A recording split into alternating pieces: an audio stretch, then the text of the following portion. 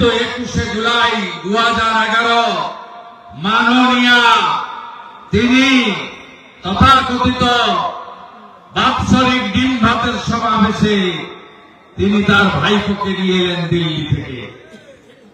যে মুখ্যমন্ত্রী বলতেন আমার পরিবার নেই, সেদিন মাইক্রোফোনটা আমার হাত থেকে কাড়িয়ে নিয়ে ওনার হাতে দিয়ে দেওয়া হলো। ঘোষণা করে দিলেন, ভোটের আগে যা যা বলেছিলাম সব ছিল আমার মুখোশ, আমার এখন নতুন মুখ প্রকাশ ছিল আসল মুখ। এই বাংলাকে ধ্বংস করতে করতে 15 বছরে খাদের কিনারায় পৌঁছে দিয়েছেন এই মুখ্যমন্ত্রী।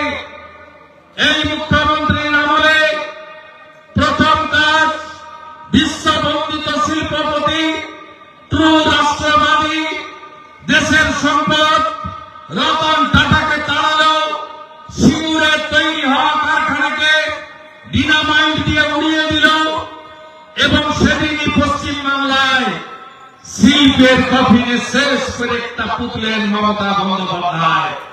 রতন টাটা বললেন, মাথায় ট্রিগার রেখে আমাকে রাজ্য ছাড়তে হলো, আমি খারাপ এমকে ছাড়লাম, ভালো এমের কাছে চলে গেলাম।